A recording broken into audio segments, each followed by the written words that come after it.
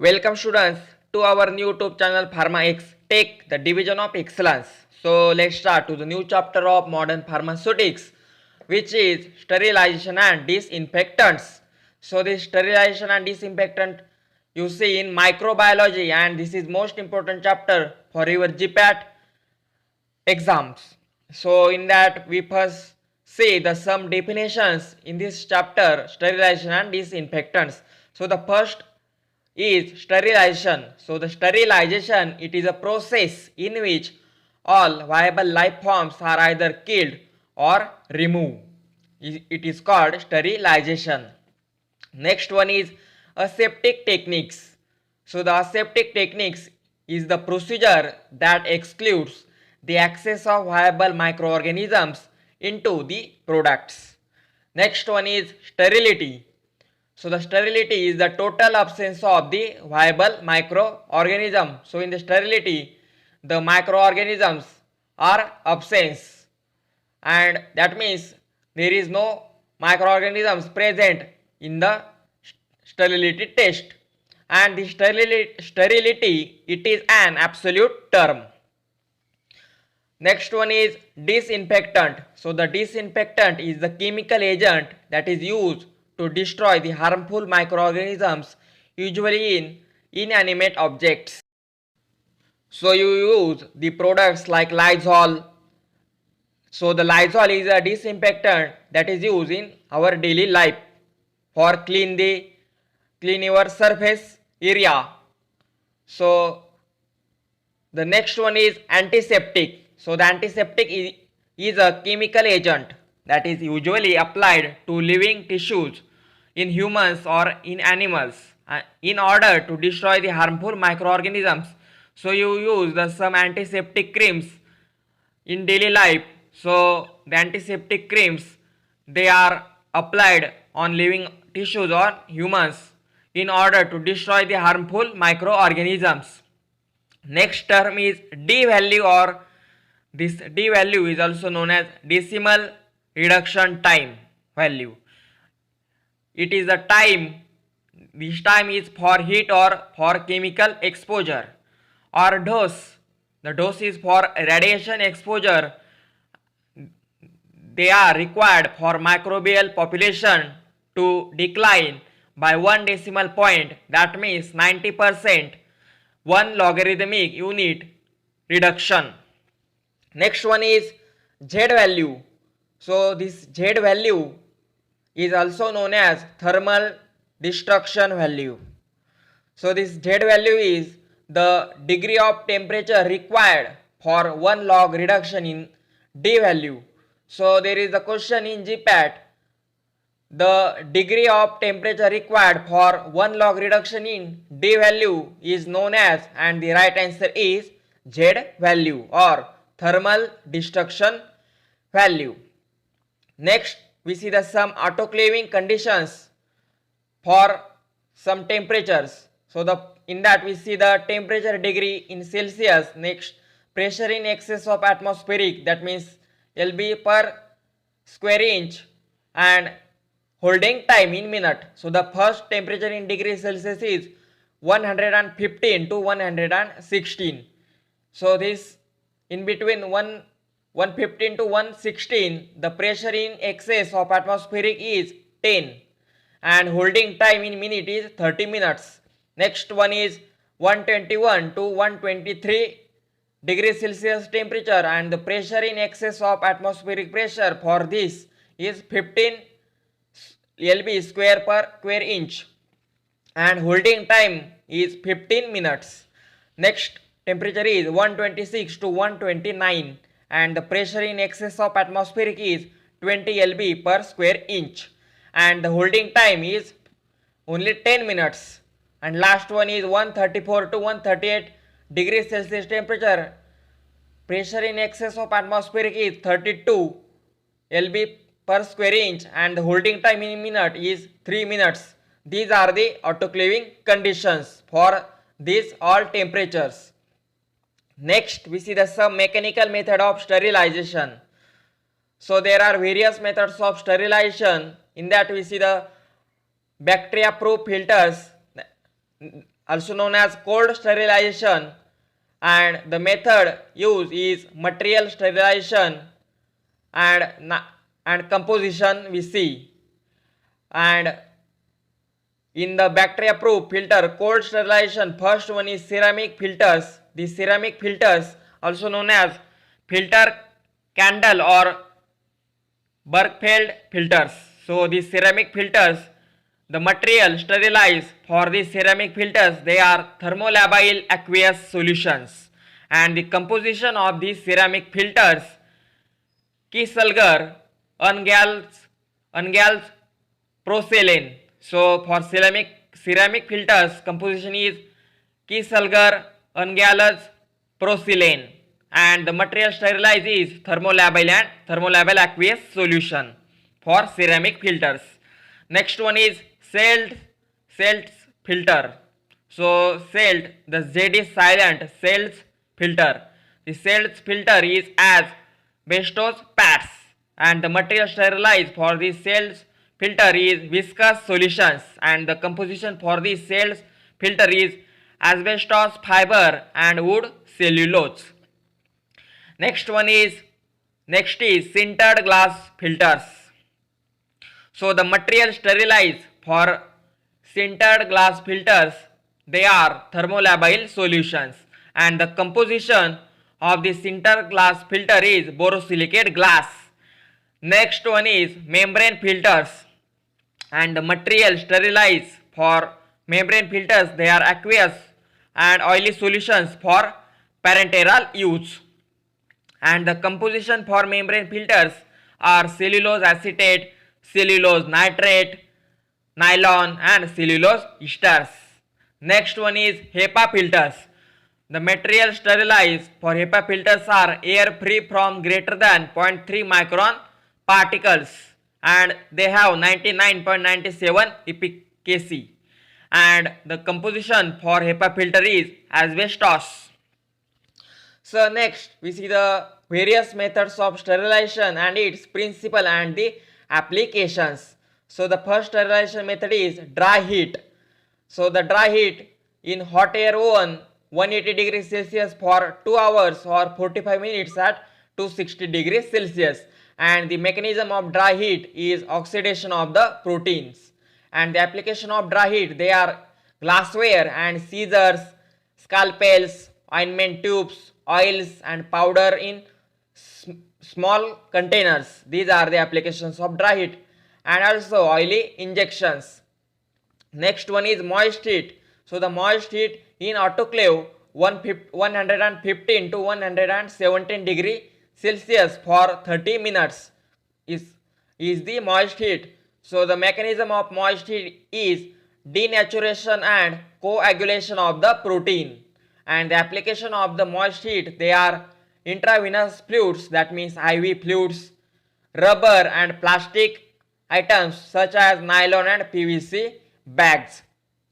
Next one is tyndallization. So the tyndallization is also the sterilization method, also known as fractional sterilization, in that the heating in tyndallization, heating the medium 80 degrees Celsius 1 hour on each of 3 successive days. So for this method is only for 1 hour, but the days are 3 successive days, and the applications of tyndallizations are in surgical dressings and culture media. The tyndallization sterilization method is used in surgical dressings and culture media. Next one is pasteurization. So the pasteurization is a Holder method at 62.8 degrees Celsius for 30 minutes, and the flash method in pasteurization is at 71 to 72 degrees Celsius for the 15 seconds, not 15 minutes, for 15 seconds, and the application of the pasteurization is milk. So the next one is gaseous methods. In that, first is ethylene oxide.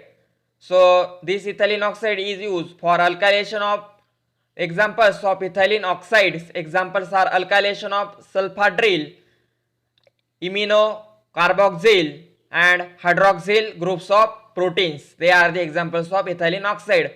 And the materials like thermolabile materials like plastic and rubber in ethylene oxide. Next one is formaldehyde. So this formaldehyde is alkylating agents, and this formaldehyde is for fumigation. Next one is beta propiolactone. So this beta propiolactone is for sterilization of operation at eters and aseptic rooms. So these are the gaseous methods by ethylene oxide, formaldehyde, and beta propiolactone. So the next one is important, radiation method. So the radiation method, the first one is UV, ultraviolet radiation method. So in the UV, mercury vapor lamp, a dose of 2.5 million rats is generally used. So these examples, UV is a nucleoprotein damage by UV of lambda 253 Newton nanometer, and in UV the thermolabile substances is used, and this UV radiation is to maintain the aseptic area in industry and also to prevent the cross infection in the hospitals. So the next method is ionizing radiation. For ionizing radiation, cobalt 60, gamma rays, cathode rays, and beta rays are in ionization radiations are used. So these ionizing radiations process like denaturation of essential cells constituents such as enzymes, DNA, etc. in ionizing radiation by excitation, ionization, and free radical formation. So the process of denaturation of essential cells constituents such as enzymes, DNA and DNA, these processes occurs by excitation, ionization, and by free radical formation. And the examples like plastic syringes, hypodermic needles, surgical blades, adhesive dressings, thermolabile medications, and catheters and sutures. They are examples of the ionizing radiations. Next one is HEPA filter efficacy test. So to check the efficacy of HEPA filter for air sterilization, the DOP means diacetyl phthalate or DOP smoke test is performed, and these HEPA filters remove the particles larger than the 0.3 micron. So this question is asked too much times in GPAT for HEPA filter efficacy. The HEPA filter removes the particle larger than 0.3 micron and efficacy is 99.97%. So the next one is validation of various methods of sterilization. So in that we see the some methods of sterilization, that means validation of various methods. So in that first one is dry heat method, also known as hot air oven. So for dry heat method, hot air oven is used. And the validation methods, in that the first one is physical methods like temperature recording charts, and chemical like Brown's tubes, Brown-Dick heat sensitive taps. They are chemical methods. Chemical validation method for dry heat, they are Brown tubes, Brown-Dick heat sensitive taps. And biological methods for validation of dry heat method, they are spores of Bacillus subtilis, Virginus niger. Next one is method is moist heat method. This moist heat method in autoclave, and the validation method for moist heat is biological methods like spores of Bacillus stereothermophilus and Clostridium sporogenus. So they are the validation methods for moist heat methods. Next one is gaseous methods. So the validation of gaseous methods, like first one is chemical. The Royce sachet. The Royce sachet chemical method is used for the validation of gaseous method, and biological methods like spores of Bacillus subtilis, Virginus niger. They are the validation method in gaseous method of sterilization. Next one is radiation method of sterilization. In that the chemical methods like chemical dosimeters, the chemical validation methods like chemical dosimeters, and biological validation methods for radiation sterilization is Bacillus, Pumilus, and Spiricus. So the next method is filtration. So in the filtration, the validation method of filtration is Pseudomonas diminata or Ceratla marcinens. So these are the validation methods for the filtration. Next one is membrane filter integrity. So the validation methods for membrane filter integrity is the bubble point test. So this bubble point test is based upon the fact that capillaries in filter are full of liquids, and the liquid is held by the surface tension, and the minimum pressure required to force the liquid out of capillary must be sufficient to overcome the surface tension. And forward, next validation method for membrane filter integrity is forward flow test, and this forward flow test is based upon the measurement of the diffusion rate of air through water in a weighted filters at a pressure below the bubble point pressures. This is called as forward flow test. So this bubble point test and forward flow test, these are the validation methods in membrane filter integrity. So next one is chemical antimicrobials. So the chemical antimicrobials like surfactants, heavy metals, alcohols, oxidizing agents. So in surfactants, various organic acids and bases, and in heavy metals, halogens containing compounds, in alcohols, phenols and phenol derivatives, and the oxidizing agents like alkylating agents. They are the chemical antimicrobials. Next one, we see the mechanism of action of some chemical agents. The mechanism of action for some chemical agents, they are protein denaturation, membrane disruption, and nucleic acid damage and inhibition of the metabolism. So these protein denaturation, nucleic acid damage, membrane disruption, and inhibition of metabolism, these are the mechanism of action of the chemical agents. So here is the end of this first part of sterilization and disinfectant. So in the next part we see the chemical antimicrobial agents, various chemical antimicrobial agents in sterilization and disinfectants they are used.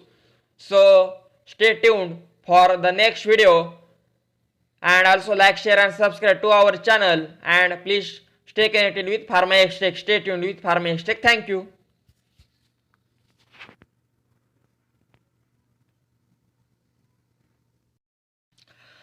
Welcome students to our new YouTube channel PharmaXTech, the division